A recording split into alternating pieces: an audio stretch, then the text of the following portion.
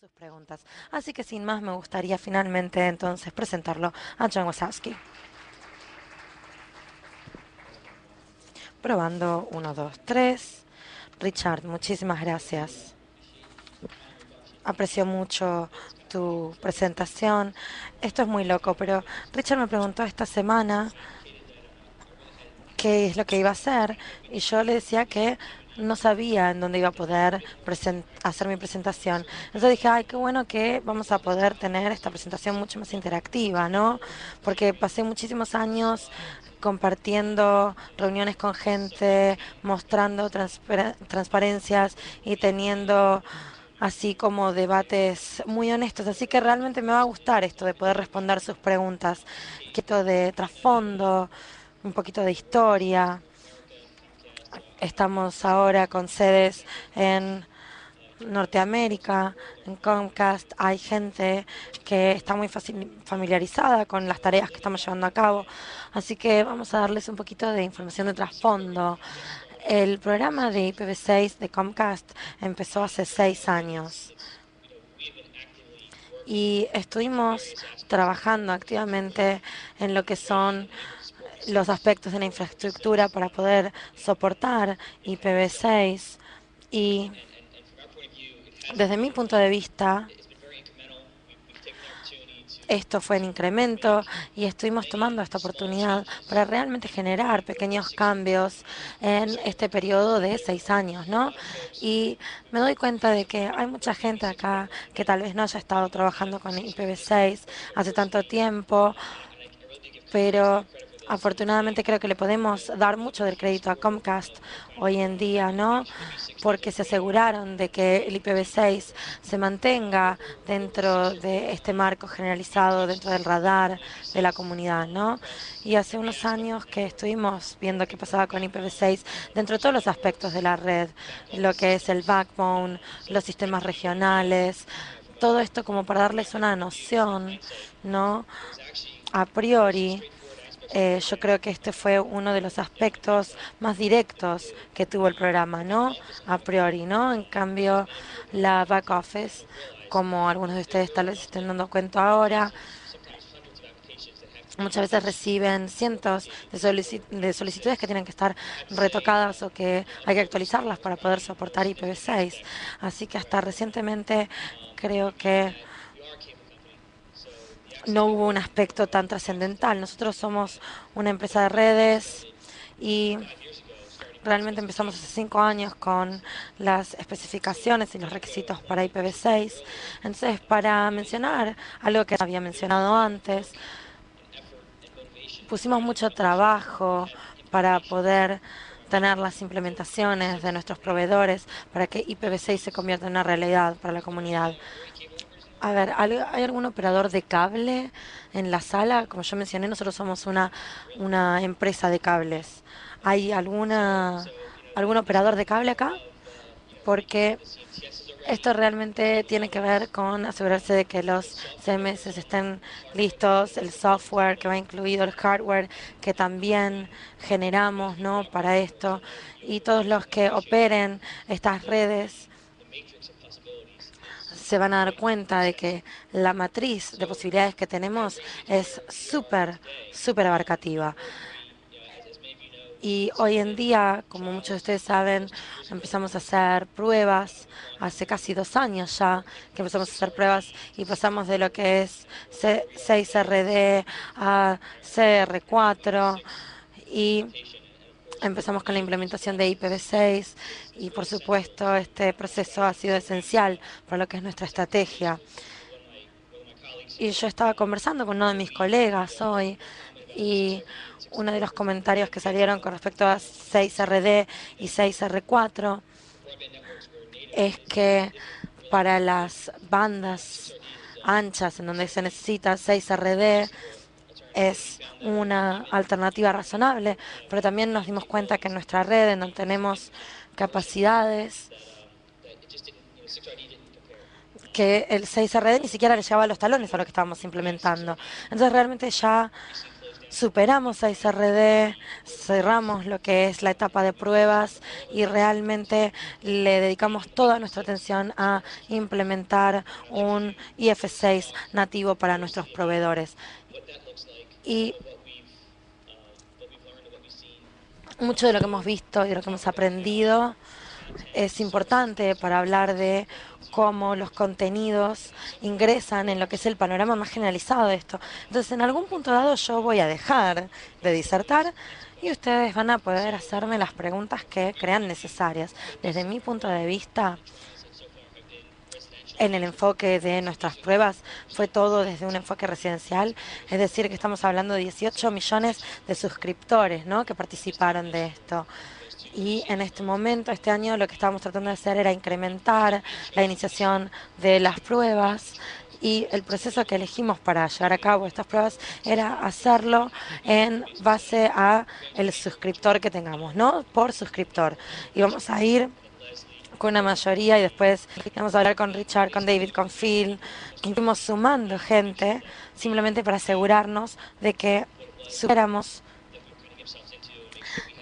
lo que nos estábamos metiendo y cómo lo podíamos verificar a medida que avanzábamos, ¿no? Y esto realmente es muy diferente de lo que sería a gran escala de IPv6, ¿no? Porque la cantidad de años a priori que dedicamos a esto es increíble, ¿no?, para poder hacerlo en base a los suscriptores que tenemos. Entonces, todo lo que sea conseguir nuevos firmware, volver a establecer los nuevos cables, crear nuevos archivos. Entonces, para todos ustedes que son operadores de cables van a entender a lo que me refiero cuando digo esto, ¿no? Y estos dispositivos no vienen directamente con IPv6, ya está por defecto encendido o no, ¿no? Entonces, algo de lo que empezamos durante estos últimos años es de manera permitir estas redes o permitir que en estas redes todo esté por default ya encendido, ¿no? Y permitir que IPv6 esté listo para la implementación. Todavía no lanzamos nada en cuanto a lo que es la producción, pero yo espero que en el futuro pueda compartir las noticias con ustedes, tal vez por internet, acerca de cómo venimos con nuestras actividades, porque sí ya tenemos algunos planes de lanzamiento, pero todavía no lo informamos a nivel público, ¿no? No lo hicimos público esto. Creo que otra cosa que estamos haciendo desde este punto de vista es que lo estamos permitiendo para todo el público, no estamos esperando a que los routers de la comunidad lo puedan apoyar, sino que lo estamos implementando por defecto. Entonces, cuando Jordi, por ejemplo, compre un router, la próxima vez que lo reinicie o lo rebotee, va a empezar a automáticamente funcionar con IPv6.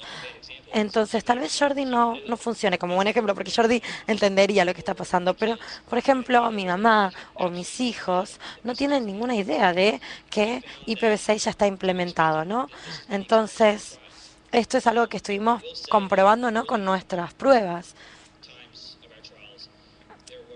Entonces, cuando estábamos haciendo estas pruebas, realmente nos costó mucho conseguir contenidos a partir de IPv6 y realmente IPv6 Day fue un testimonio realmente de que nosotros ya podemos soportar el IPv6 y estamos tratando de rectificar esto, ¿no? Después del Día Mundial de IPv6, creo que ahora podemos adquirir estos contenidos que ya estaban encendidos o prendidos a lo que es el apoyo o el soporte de IPv6, porque estamos empezando a lanzar IPv6, ¿no? Entonces empezamos a ver una expectativa, ¿no?, en lo que es el uso de IPv6 y el crecimiento del uso de IPv6 a medida que lo vamos a lanzar en más áreas o más regiones. Esperamos verlo de manera más notoria.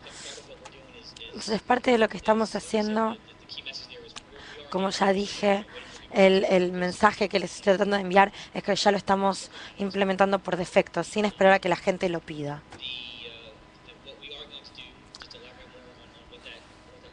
Lo que vamos a hacer para elaborar un poquito más en lo que estamos hablando es que vamos a quebrar las subjetividades en dos categorías. Categorías en las que una toma un cable de computadora, ya sea para Windows 7 o Vista, y todo eso lo vamos a plaguear a un módem. Entonces nosotros, a través de estas pruebas, nos dimos cuenta que tenemos que hacerlo por una variedad de razones técnicas y porque de esa manera podemos entrar en etapas en lo que es la implementación de IPv6 y utilizarlo en dispositivos que, por ejemplo, manejen Windows 7, Windows Vista, etcétera. Y estaría bueno incluir lo que es un gateway para el cliente, que es básicamente un suscriptor que tiene un router que soporte el IPv6. Hubo muchas discusiones y listas de mailing en todo el mundo que preguntaban cómo es que se implementa esto. Bueno, hoy en día el dispositivo tiene una dirección y el dispositivo del mañana va a tener dos direcciones, una con IPv6 y otra que no. Con Cable Network usamos IPv6 de manera estable y esa es una de las razones por las cuales estamos tratando de implementarlo, ¿no? Desde el punto de vista del gateway del cliente y como punto de datos dentro de nuestra red, hay una población no trivial de computadoras que cumplen con los requisitos que acabo de mencionar. Y hay muy pocas allá que cuando lo prendimos con IPv4, instantáneamente podían tener una conectividad de IPv4 e IPv6. Y eso yo quiero destacarlo, ¿no? Que nuestro plan original no es apagar el IPv4 y poner IPv6, sino que mantener el IPv4 como está y aún así agregarle IPv6. Un modelo muy similar de lo que es el gateway para el hogar, ¿no? En donde reconocemos que tenemos una población menor de dispositivos que soporten este tipo de IPv6 en cuanto a los electrodomésticos, dispositivos, etcétera, a través de esta ruta del hogar, ¿no? Cuando prendemos estos dispositivos y estos dispositivos entran en línea, ya tienen el IPv4, la diferencia va a ser que va a haber una dirección pública y una de manera interna, ¿no? Y eso se le va a poder sumar al IPv6 y va a poder rutearse de manera global. Cosa que es un cambio muy significativo, ¿no? En relación a lo que estábamos viendo. Entonces, nuestro enfoque es básicamente tener los suscriptores residenciales, el modelo residencial que tiene que ver con las redes que tenemos nosotros. Y si no les molesta, me gustaría parar un minuto acá porque creo que ya les di mucha información y ver si tienen alguna pregunta hasta ahora, porque hay todo otro proceso involucrado en esto que tiene que ver con los contenidos y los electrónicos de consumidor, etcétera. Así que quería saber si ustedes por ahí tienen alguna pregunta. ¿Alguien tiene alguna pregunta? Entonces yo voy a hacer la primera pregunta, si me lo permiten. ¿Hay alguien que ya haya lanzado un IPv6 nativo dentro de lo que es la región del LACNIC-LACNOC? No solo en el modo de prueba o activamente, pero ¿hay alguien que de hecho haya implementado el IPv6 en algún tipo de dispositivo, de algún modo, de alguna forma, ya sea en modo prueba o no? ¿Alguien podría por ahí decirnos por qué es que todavía no lo han implementado?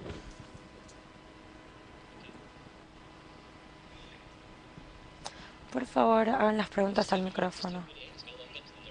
A ver, decime a quién le tengo que hacer la pregunta, que yo lo quemo, no tengo problema, ¿eh? Si no habla por micrófono, no se puede interpretar. ¿Sabes qué tipo de red es, Jordi? Si es cable o no. Si no se utiliza el micrófono, no podemos escuchar los comentarios. Gente, utiliza el micrófono, no podemos traducir sin micrófono, estamos aislados en la cabina. Sí, estaba diciendo que él estaba preguntando si había alguien que hubiese desplegado soporte nativo de IPv6 en la región. Parece que nadie levanta la mano, que o son tímidos o no están en la sala en este momento. Entonces, yo recuerdo un caso de un ISP en Chile hace como 4 o 5 años que desplegó nativo. Creo que era con fibra, pero no estoy seguro. I think anyway they had also different technologies and they have merged with other ISPs, so they may have different technologies right now. Thanks, Jordi. You went? Tengo el nombre aquí en mi correo, ahorita se los digo. GTD, exactamente. De hecho, otro que también lo está haciendo es RNP, la red Red de Innovación Peruana. No recuerdo exactamente, pero allá está. ¿Por qué no quisiste hablar? Bueno, ahí Ahí hay uno, va a estar en el panel mañana también, Yeah. Rubén. I can walk the mic over here, no problem. Just tell me where to take it. Yo le puedo llevar el micrófono, no tengo ningún problema. Decime a quién se lo llevo, que yo se lo llevo. Bueno, no quiero ser malo, no quiero quemar a nadie. Entonces, esto es muy interesante porque algo que se mencionó, yo creo, durante la presentación de John Twining de Time Warner, es cuál es el modelo de soporte en la empresa, ¿no? Desde el punto de vista de la empresa, yo le tengo que dar todo el crédito, porque desde el punto de vista de las redes, esto es el futuro. Tenemos debates todos los años acerca de las diferentes tecnologías que se pueden implementar o utilizar para hacer esto o lo otro con IPv6, pero cuando se quiere implementar, todo el mundo se da cuenta de que IPv6 realmente es para extender lo que es la vida útil de IPv4. Y en algunos casos yo realmente ni siquiera entiendo cuál es el propósito de lo que se hace, pero realmente tratamos de mantener lo que es el enfoque en las redes de IPv6. Y siempre tuvimos mucho apoyo desde la empresa en cuanto a lo que es el programa de implementación de IPv6 y estamos llegando a un punto en donde ya llegó el momento, ya es la hora, el momento de implementarlo.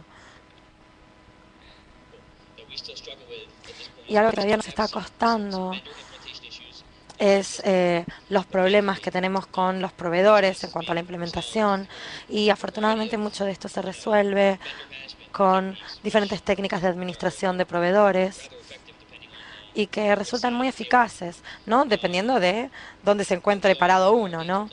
Estamos llegando a un punto en donde realmente obtenemos lo que necesitamos para que IPv6 sea una realidad para la comunidad. Y lo que a mí me gustaría destacar en este momento son dos puntos para que pueda continuar con el KIO. Y estamos en una situación, ya se volvió muy claro, hasta dónde podemos llevar IPv6 y cuántos suscriptores podrían realmente implementar IPv6. Esto ya lo sabemos. La mayor parte de los operadores que incluso miraron así por arriba lo que es el análisis que hicimos, se dieron cuenta de la cantidad de suscriptores que pueden de hecho implementar IPv6 y lo que estamos viendo desde nuestro punto de vista es que tenemos una situación en donde yo puedo llevarle esto al modelo de cable de Jordi, pero Jordi por ahí no tiene un router en su casa que soporte IPv6, entonces hace un par de años yo estaba trabajando con Apple. Yo estaba con Comcast trabajando con Apple y fue como la implementación temprana de su puerto para IPv6. Y el primero que utilizamos realmente fue muy bueno para lo que es la producción. Entonces hace 2 o 3 años nos dimos cuenta que teníamos, un solo router, ¿no? Y que no nos alcanzaba. Y aunque Apple es un dispositivo muy famoso y muy utilizado, no era suficiente tener un solo router. Entonces en estos últimos años la cantidad de dispositivos que vemos que soportan IPv6 creció drásticamente. No solo los de Apple o T-Link que están soportando IPv6, sino que también nos damos cuenta de que también nuestros proveedores internos utilizan IPv6 y que nos apoyan a nosotros en nuestro uso de IPv6, lo cual es un cambio muy bueno para nosotros. Entonces, ¿cuál es la situación que vemos en esta región en términos de lo que es el CPE, ¿no? ¿Qué está en el control del consumidor o del cliente? ¿Qué es lo que tenemos que hacer para que nuestros dispositivos de hecho puedan soportar IPv6? Sí.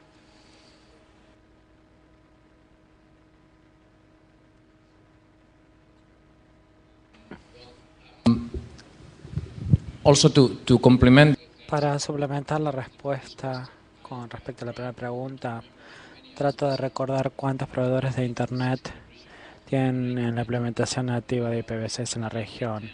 Yo les diría que 10 casi en los últimos 3 o 4 años en diferentes países. Probablemente haya entonces más incremento de lo que cree la gente. Con respecto a la última pregunta, les diría que hago esta pregunta cuando hacemos capacitaciones. Si es un operador de cable, tienen el control del CPE. Seguramente esta sea la situación de usted. Pero cuando no son cable modems como DSL o ADSL, ahí pierden el control del dispositivo. Entonces, desde mi punto de vista, generalmente tenemos muy poco control de los dispositivos del CPE. Si ustedes ven mi red, por ejemplo, un 80% de la misma tiene un router en el hogar. La gran mayoría no son de mí.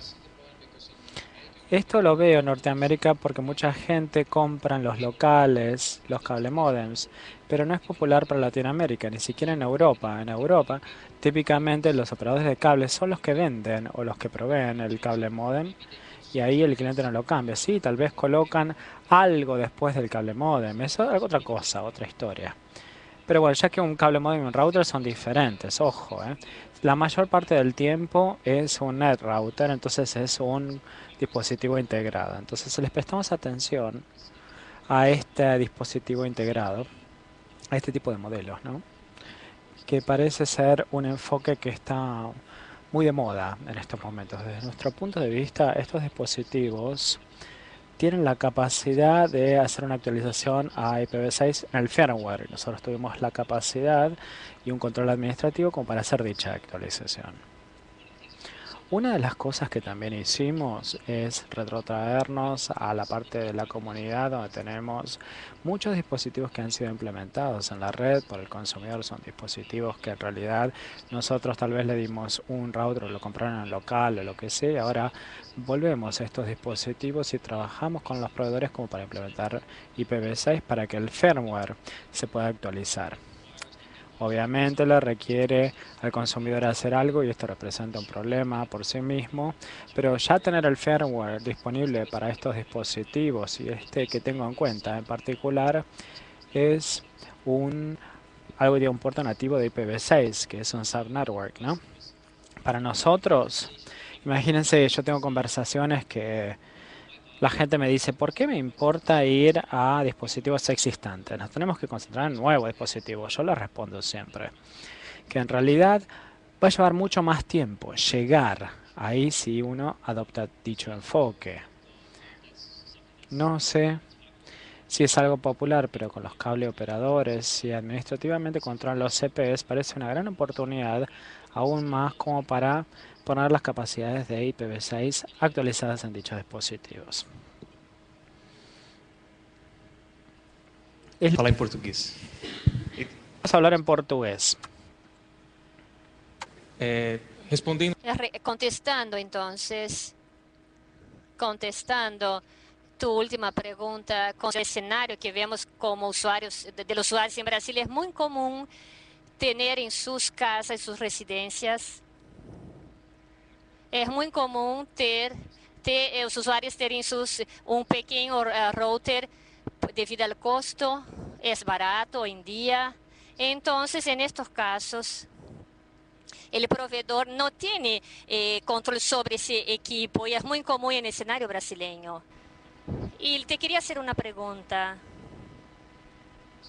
Considerando el escenario, pensando un poco más hacia el futuro con IPv6 disponible para los usuarios, ¿qué tamaño de red están pensando ustedes para asignar a usuarios finales? Ya pensaron, hoy en día es muy común el usuario tener IPv4, designa ese IPv4 para su router y tiene una red con un NAT para esa red. IPv6 si tenemos /48 o /56, lo que sea, vamos a la oportunidad de usuario crear subredes. Es un escenario nuevo que a lo mejor muchos usuarios no van a tener y no tampoco el conocimiento para implementar eso. ¿Ustedes están pensando en soportar ese tipo de nuevo servicio? Es decir, dar ese apoyo al usuario para que hagan esa transición. This is very useful, by the way.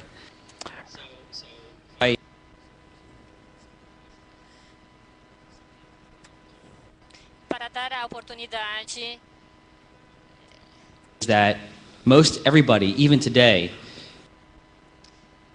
that I would use is I'm a practical person. Pienso que lo que planteo es que yo soy muy práctico, hago las cosas muy prácticos.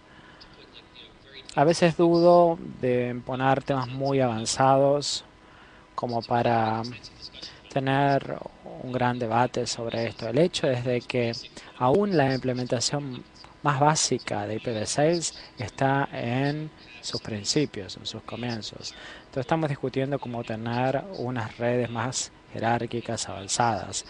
El tema es que realmente en todo el mundo las redes todavía ni han empezado con IPv6. Algunos de los routers que describí, por ejemplo los de $20 o menos, solamente soportan una VLAN de IPv6 sola. Entonces sería una /64 como para hacer un catalizador, como para avanzar cosas, pero estamos teniendo planes como para soportarnos solamente.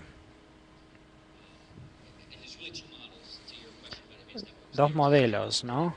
O sea, las redes jerárquicas, que probablemente son para la gente que está en esta sala, y luego VLANs múltiples soportadas por el mismo router. Una para que tenga VLAN número 1, VLAN número 2, un segundo Wi-Fi, y una para huéspedes o guests. Y una /64, ¿no? Entonces estamos listos como para hacer esto. Nuestro lanzamiento inicial, por ejemplo, básicamente va a tener algo bilateral porque tenemos mucho debate en varias listas con el alcance de los prefijos. Si nosotros le damos un router que es el 56, va a instalar todo el 56 en la LAN en lo que es la publicidad del router que está rota. Entonces, este es el hecho de que los routers solamente tienen VLAN para versión 6 y el default será /64, pero eso lo vamos a cambiar en el año 2012 y tenemos algunas selecciones que le podemos ofrecer al consumidor. El defecto o el default va a ser algo más breve que el 64 y tendremos la oportunidad de tener un espacio adicional de direcciones, por ejemplo, para las situaciones que usted describe. Estamos viendo, por ejemplo, casos de usos internamente reales, no inventados, sino reales. Ya los estamos observando. Entonces es una buena señal, una buena intuición.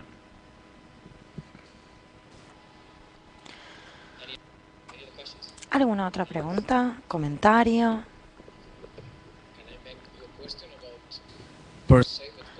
¿Te puedo hacer una pregunta en relación a ahorrar costos? ¿Pensaste con la planificación? ¿Tenías alguna idea de cuánto iba a salirle a Comcast esto sin incluir los costos de los ISPs? ¿Vos pensás que ahora, después de que pasaron tantos años, el costo realmente era tanto más elevado? No, yo no puedo estar acá parado y decirte esto, ¿no? Porque realmente no tengo la capacidad de responder tu pregunta, porque nuestro proceso de actualización se incluyó en lo que son los negocios de todos los días, ¿no? No teníamos un ítem dentro del presupuesto que representaba actualizaciones para IPv6, ¿no? Teníamos un año para implementar esto, y era un año que teníamos para implementar el servidor de DSP, y teníamos el capital destinado a eso, pero la clave, que creo que es lo que me estás preguntando vos, es la infraestructura de la red, ¿no? Lo que son los switches de los routers, etcétera. No había un valor individual que decía, bueno, acá tenés esta cantidad de dólares para la actualización de IPv6. Afortunadamente, para cualquiera que sea operador de cable, aunque yo veo que no quieren levantar la mano, identificarse, cuando uno hace la actualización, llega a IPv6 prácticamente a cero costo. Entonces, estamos hablando de estos tipos de dispositivos que van a poder soportar IPv6. Entonces, ustedes tienen que saber qué es lo que están pidiendo, qué es lo que necesiten para la implementación, para asegurarse de que realmente cumpla con todas sus necesidades y requisitos. Entonces, básicamente yo no puedo responder tu pregunta y la verdad me alegra mucho no poder hacerlo, porque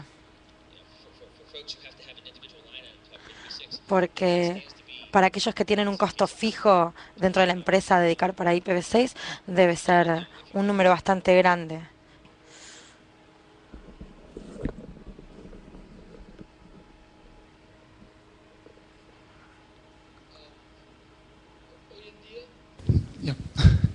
Hoy en día los usuarios finales nos guste o no, digamos, tiene algún tipo de seguridad con respecto a, digamos, a las máquinas finales que usan en sus hogares con el uso de NAT. Aunque NAT no sea un mecanismo de seguridad, digamos, las máquinas están protegidas porque no se pueden acceder del exterior.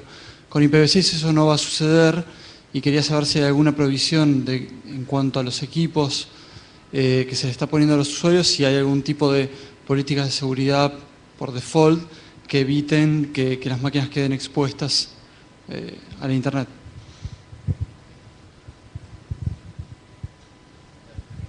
So, this is a great question. So, Excelente pregunta. Entonces, otra discusión, otro debate que surgió dentro de nuestra comunidad es si la seguridad de IPv6 debería estar puesta por default como la que tenemos en IPv5, ¿no? Entonces decimos, bueno, no tenemos un firewall con los routers de IPv6. Y yo muchas veces digo, eso es una locura. Cuando yo actualizo, si yo quisiera abogar o defender un router de hogar que tenga el soporte para IPv6 y vos fueras mi suscriptor, entonces vos no estarías contento con lo que yo te estoy ofreciendo, ¿no? Va a haber un montón de cosas que se den que lamentablemente no te van a favorecer a vos. Entonces parte de nuestro plan con nuestros proveedores para soportar IPv6 es decir, bueno, tenemos que crear un firewall para IPv6 que tiene que estar implementado por defecto. Y las reglas, cuando hablamos de por defecto, hablamos de que todo tiene que estar bloqueado de lo que viene de lo externo, ¿no? Es muy sencillo realmente. Y con toda honestidad, creemos que esa es la mejor manera de presentar IPv6 por la naturaleza de router que tiene o de routing que tiene IPv6. Hay un montón de cosas que todavía no aprendimos o que no sabemos. Entonces, con la intención de mitigar esto, este es el enfoque que estamos abordando hoy en día. Nosotros también tenemos como requisito que haya un botón de apagado para el firewall. Entonces, si Jordi quiere apagar su firewall, problema de Jordi. Se hace cargo él de última. A ver, ¿hay alguna otra pregunta entonces?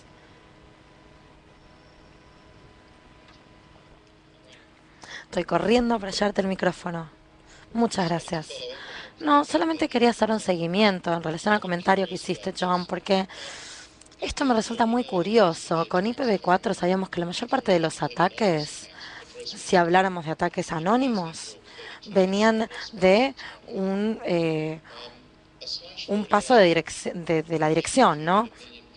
Entonces, incluso si tuviéramos millones de direcciones por segundo, que nos llevarían 3 veces el tiempo de casi todo el universo, ¿no? De lo que es un tiempo muy prolongado, y quisiera hacer esto con IPv6, las posibilidades de tener un paquete que llegue a tu LAN local son completamente poco factibles, ¿no?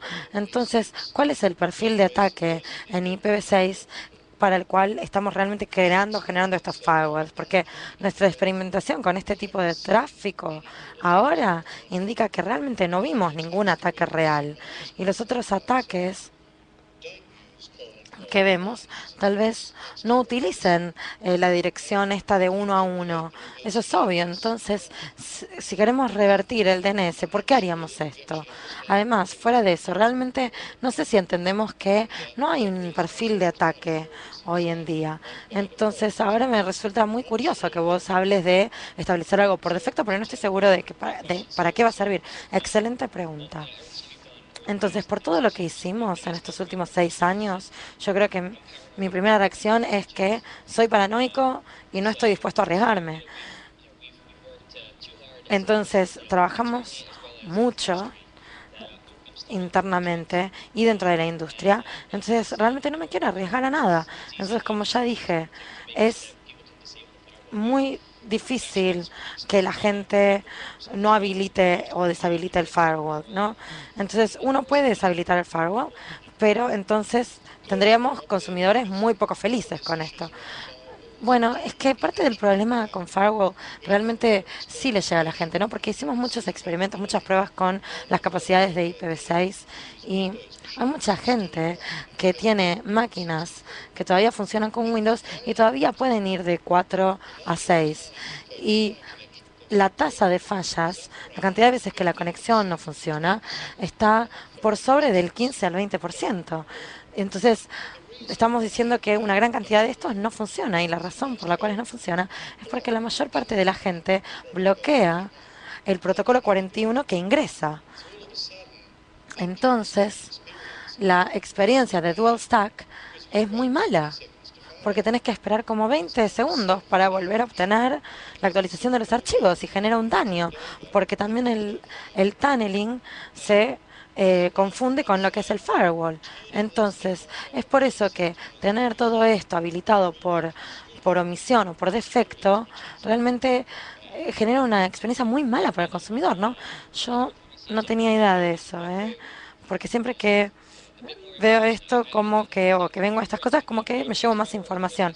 Vos estás hablando del router que está basado en el firewall o el que está en el host. No, no, te estoy hablando del protocolo 41 que no funciona en términos de lo que es el manejo para los clientes, ¿no? Ah, es muy interesante lo que mencionás, porque no estaba al tanto de esto. El otro tema, cuando yo estaba planeando lo que es el rollout o la implementación, es que vos hiciste este mapeo con 120 y lo pensás de manera teórica y decís, bueno, me va a llevar muchísimo tiempo, pero no se necesita un físico cuántico para hacer los análisis, para recortar esa cantidad de tiempo y ver cómo funcionarían las cosas. Entonces, por ahí no es que te va a llevar toda la vida, te va a llevar mucho tiempo, pero no toda la vida. Yo creo que muchos de ustedes estarían de acuerdo en que vamos a descubrir que la gente va a entender qué pasa con IPv6 a medida que lo vamos implementando. Y acá es donde entra en juego mi paranoia, ¿no? Porque no sería la primera vez que hacemos errores, pero estoy en una etapa en la que no quiero cometer ningún error y que este error impacte de manera importante en lo que es todo el proceso, ¿no? Porque la prensa está muy ocupada con el tema de IPv6 y entonces quiero tomar un enfoque mucho más conservador y eso es lo que estamos implementando.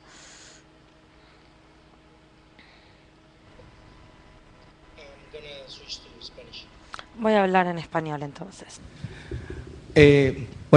John, como cablera, me queda claro, o bastante claro, lo que estás haciendo por la parte de DOCSIS como tal. Pero mi pregunta es, en esa misma línea de la migración a IPv6, ¿qué está pensando hacer Comcast con respecto al resto de los servicios de la red de cable? Me refiero, por ejemplo, a la parte packet cable, la parte de conmutación a nivel de soft switch. Me refiero a los servicios de televisión pagada basados en direccionamiento IP, como lo es el Caller ID on TV o el VOD y servicios de valor agregado como esos. ¿Qué estás haciendo con respecto a eso?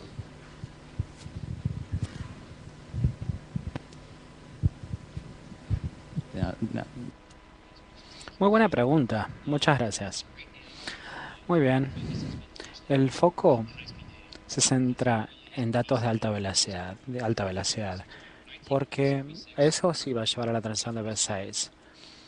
La gente en la sala tal vez no lo pueda ver, no le pueda importar, pero nosotros tenemos voz sobre IP6 en curso, entonces el paquete 2.0 que tiene GPP y DriveMax le brinda un puerto para voz sobre IP6. Entonces, desde ese punto de vista, especialmente con voz de próxima generación, tenemos planes en 2012 como para implementarlo en los laboratorios. Para video, sin embargo, desglosamos o desmembramos este segmento y también lo hicimos con la voz para manejar el cable modem con IPv6 y dejar el servicio real que habilita el dispositivo para voz en V4. Entonces, en el paquete 2.0 tenemos una situación donde ese teléfono o adaptador puede soportar voz sobre IP6. Entonces, el plan es prestar atención a fines de este año, a principios del próximo. Para video, agarramos esos dispositivos por cable modem y un decodificador y desglosamos el dispositivo como para soportar especialmente en el frente del dispositivo y luego en el decodificador, para resaltar de manera tal las funciones en televisión, porque para todos los que realmente entienden cómo funcionan bien las redes de cables, parece haber una convolución, y IPv6 representa la forma de simplificar las cosas. También hacer que la estructura de video on demand o de video on demand esté sobre la infraestructura de IPv6. También tenemos contenido, tenemos Comcast.net, y después del día de IPv6 a fines de este año podemos brindar el contenido a través de IPv6. Entonces tenemos trabajo en curso en todos estos aspectos. El que más cuestionamos son obviamente los datos de alta velocidad. Pienso que ya me estoy quedando sin tiempo, ¿no? Sí, te estás quedando sin tiempo, pero podemos responder una pregunta más si queda pendiente. Un comentario y luego una pregunta que anda por allá, me parece.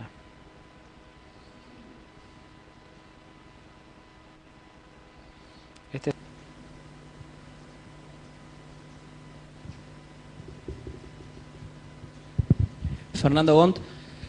Simplemente hacer un comentario sobre lo que se planteó de si era conveniente o no dejar el firewall v6 habilitado por defecto o no. En lo que respecta a los ataques de escaneo, que muchas veces se asume que no son posibles con IPv6, eso es en general porque se asume que los atacantes van a implementar las mismas técnicas de escaneo que actualmente utilizan en IPv4, ¿bien? En IPv4, digamos, no paga mucho el hecho de aplicar técnicas más elaboradas o más inteligentes porque el espacio de direcciones es pequeño. Pero personalmente creo de que lo que hace el escaneo en redes IPv6, las técnicas de escaneo van a cambiar y no se va a hacer un barrido secuencial como se hace actualmente con IPv4.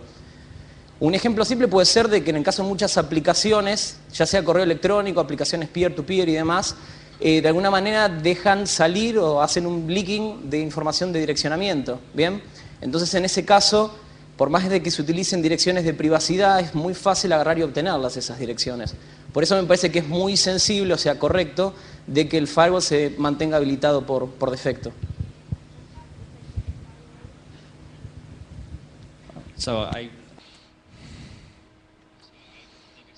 Como dije, muy bueno el comentario.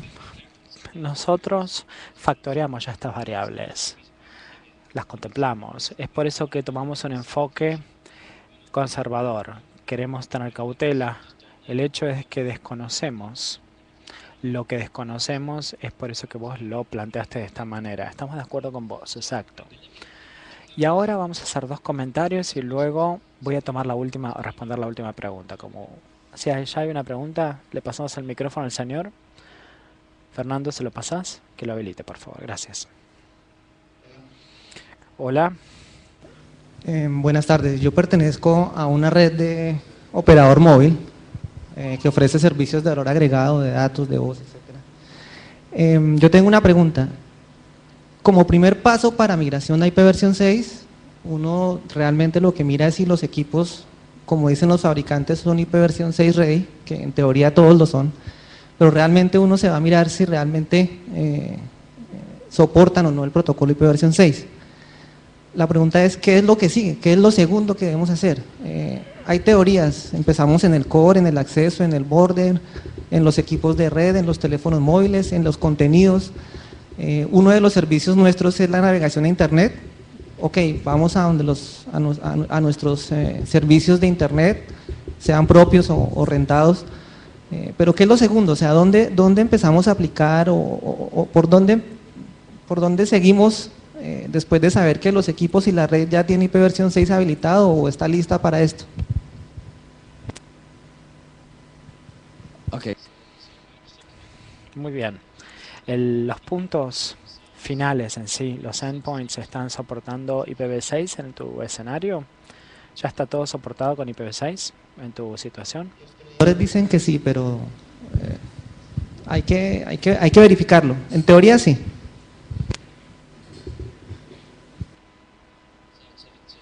Entonces lo primero que haría es testearlos. Esto es lo primero como para asegurarnos de esto. En su situación en particular, pienso que el componente más esencial es la porción de acceso de la red inalámbrica, porque por lo menos yo encuentro, después de hablar con muchos proveedores, que este es el gran área de vulnerabilidad. En las redes de cable es DOCSX, en las token networks es VRAMs y VLANs, en las wireless DGSN y ese tipo de dispositivos. Entonces tenemos que asegurarnos que las redes de acceso estén soportando apropiadamente IPv6. Y la clave es que el soporte de IPv6 sea tan bueno como el de IPv4. Si es un servicio menor, obviamente no le va a gustar a los servicios. Entonces la clave es asegurarse que el acceso radial a la red sea compatible entre lo que era IPv4 antes con respecto a IPv6. Muy bien, muchas gracias. Vamos a cerrar y luego le vamos a pasar los seminarios a Richard. Hay dos cosas que quería mencionar porque me estaba quedando sin tiempo. Parte de mi trabajo en Comcast es hacer investigación con la Asociación de Consumo Electrónico, los que organizan las ferias en Las Vegas cada enero. Siempre hubo gran interés, especialmente para asegurarse que los fabricantes de consumo electrónico, de artículos de consumo electrónico, los que venden dispositivos, que tengan concientización y pautas con respecto a lo que es IPv6. Si hay algún interés acerca de este tipo de información, háganmelo saber. Me pidieron, de hecho, en la asociación y me dieron el honor de dirigir este grupo dentro de la CA. Me encantaría encontrar cuál es el interés acá en Latinoamérica, en esta región, si hay alguna pregunta. Y luego, para cerrar, nosotros vamos a tener el IPv6 el día que ya pasó, obviamente que tuvo mucho éxito, tuvimos cosas muy buenas. Hubo conversaciones para sacar el próximo día de IPv6 en el 2012, que va a ser la parte 2. Seguramente que todos comprendan o comprenden que el 2011 básicamente fue muy bueno para los proveedores de contenidos. Ahora el próximo paso en nuestra evolución es brindar más enfoque a banda ancha y a IPv6. Si realmente hay mucho interés, las discusiones están en curso con respecto a la información. Nos gustaría escuchar sus comentarios en la región y si puedan participar especialmente en esta feria sería muy bueno. Muchísimas gracias. Valoro mucho sus preguntas y comentarios. Y ahora le paso la palabra a Richard. Muchísimas gracias, John.